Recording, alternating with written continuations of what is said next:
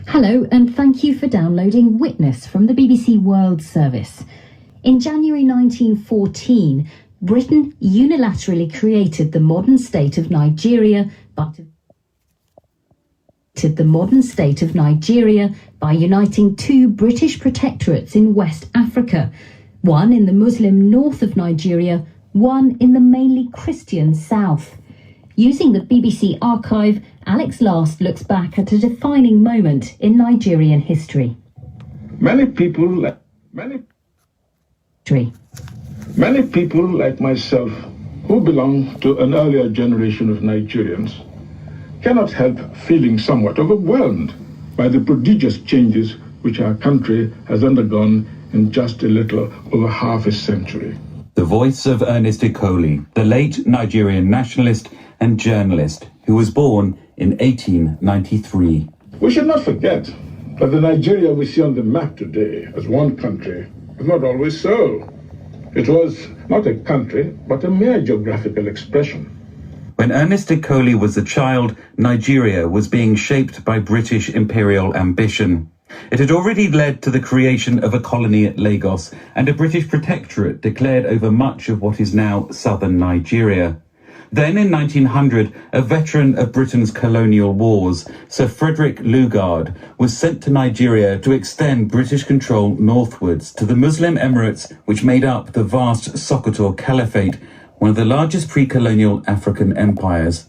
In 1943, just a few years before his death, Lord Lugard himself was recorded in a rare interview with the BBC. Mr. Joseph Chamberlain, when Colonial Secretary, decided that the British government should cancel the Niger Company's charter and assume direct control. I was appointed to this task as Governor of Northern Nigeria on January the 1st, 1900. The basic issue was that Britain did not want France to get hold of this territory. It wanted to make sure it had it for itself. John Smith is a former Nigerian colonial officer and writer. Lugard, who was a soldier essentially and a child of empire, he was born in India after all, he was given the mission to actually try and subdue the north and make them subject to Britain as a protectorate. I found that the greater part of the country was under Muslim rulers who annually raided the pagan tribes for slaves with armies of horsemen said to number several thousand. I sent a letter to the Sultan of Sokoto, courteously worded, but insisting that this slave trade raiding must cease. He replied curtly that between us there was only war. I had at my disposal a small native force, which I had been instructed to raise in order to check French aggression. For at that time our relations with the French were very strained. The Muslims were defeated and the raiding was stopped. A protectorate was declared over what is now northern Nigeria, but even under British colonial rule, north and south remained separate entities. With little infrastructure or transport, the two were worlds apart, as Ernest Ikoli remembered. There were no railways, no roads, no motorcars, and of course no aeroplanes. To go from Lagos to Kano was like going to the end of the world. Perhaps many of you have heard of the story of the prosperous Lagos merchant who, in 1903, imported a motor car, but had to ship it back to England because there were no roads on which to run it. The well-to-do rode on bicycles, and the grandees went about in go-karts or rickshaws. In other parts of the country, people traveled about on foot along bush paths or in dugout canoes where there were rivers. British officials and other people of rank rode on hammocks. A district commissioner, making a tour of his district on his hammock, followed by a long line of men carrying boxes of food and household articles, including a tent perhaps, were a familiar sight on the countryside. In the northern region, horses were used instead of hammocks or other devices.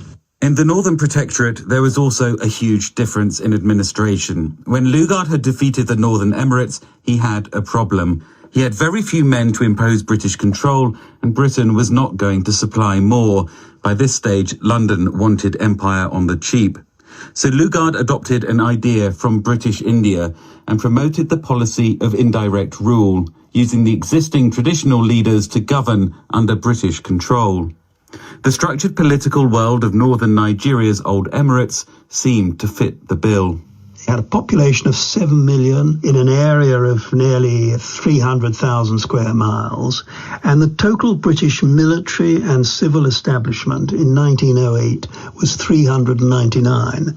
The only practical way you could run the country was through the existing institutions. It worked very well initially in the far north, and Lugard was excited about it, and it became the creed. But some of the tribes are governed by autocratic rulers, aren't they? Isn't there a danger, Lord Lugard, that relying on government support they may abuse their power and tyrannize over their subjects who've no elected representation in a popular assembly?